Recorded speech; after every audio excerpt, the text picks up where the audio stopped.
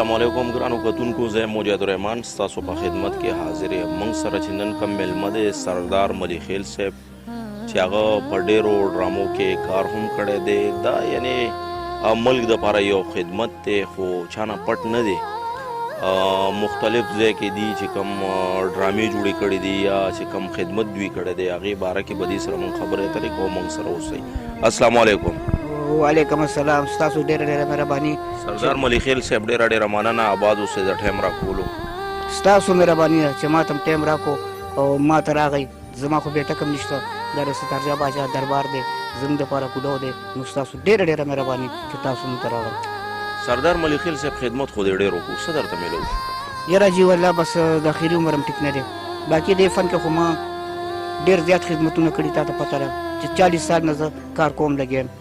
او په دې کې دا دوبۍ چکر مې مو لګولو، قطر مې مو ولو او کراچۍ کویټه څومره چې دي په دې فن کې ما مزدوري مو وکړه او سیل مې مو وکړو.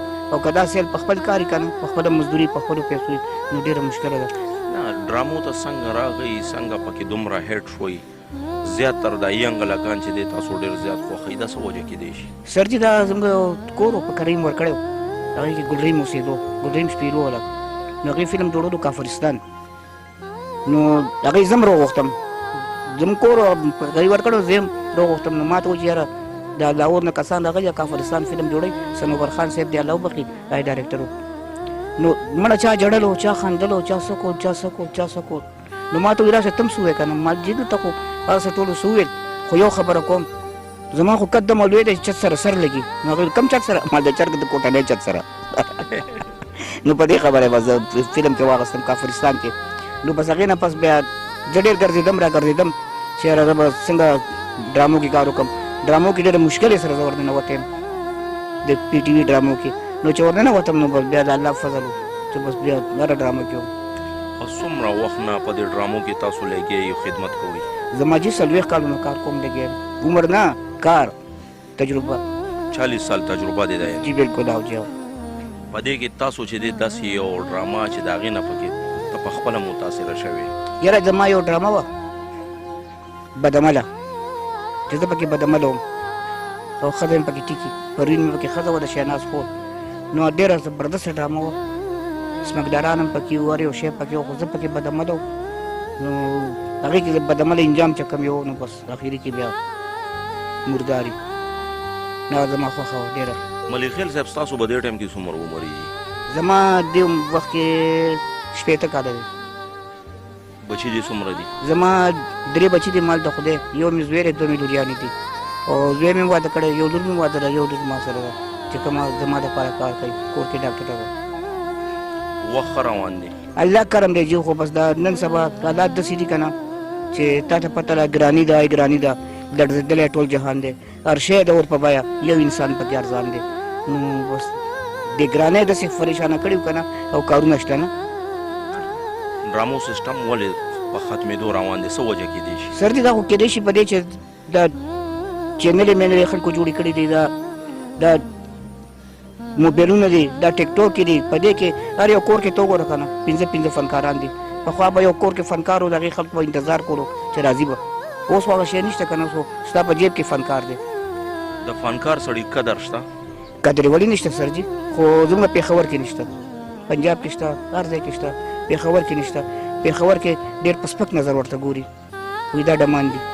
دې وجه څه کیدی شي؟ د دې شاته څه کیدی؟ یاره سر جي دې ته زه څه ووایم، نو دا خو سوچ پکار دی که نه.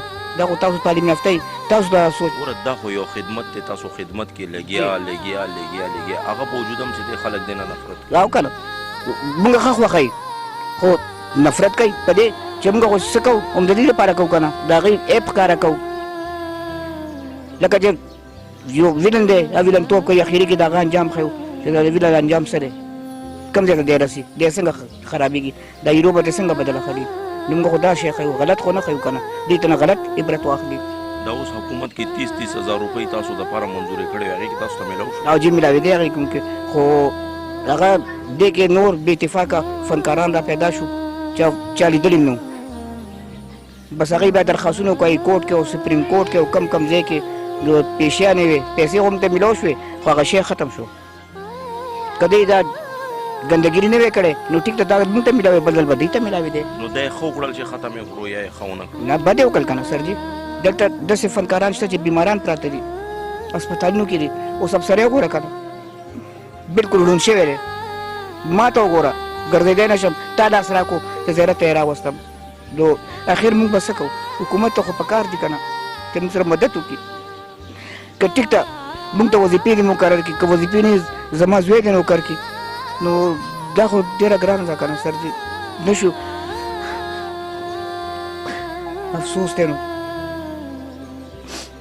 خدمت کوا څه وسیله نه ملي نه ملاویږي جی نه ملاویږي د فن قدر اړو په پېښور کې اړو شته نه فن ختم دی بالکل فن قدر په پاکستان کې نشته جی بالکل نشته که د دې په ځای چېرته انډیا دپاره د کار کړی وی ډېر څه به ته میلاو شوی وی پاکستان دپاره کار کې هېڅ هم نه میلاوي یہ سب نه انډیا کې یو فلم کې ما کار کړی وی کنه نو دا زما مشکل به آسان وي بیا به هېڅ به هم نه وي حکومت ته څه ګزارش کې حکومت ته درخواست کوم چې په موږ غریبانانو دې رحم وکړي په موږ زم په سر د لاس کې دي نامدرد دی موږ سره د امداد وکړي زموږ بچو ته تعلیمونو دغه کولو کې سهولت او دا درخواست دی عوامو ته څه گزارش کې عوامو دا چې د خپلو بچو خیال ساتئ نشو نه بچ کوئ چې په نشو روان وړي د تعلیم خیال یې ساتئ غلط خلکو نه ساتئ او دا ستاسو قدر د ماشومانو کوي یا ستاسو قدر کوي دا وایم چې د خپلو بچو د خپلو ماشومانو ډېر خیال ساتئ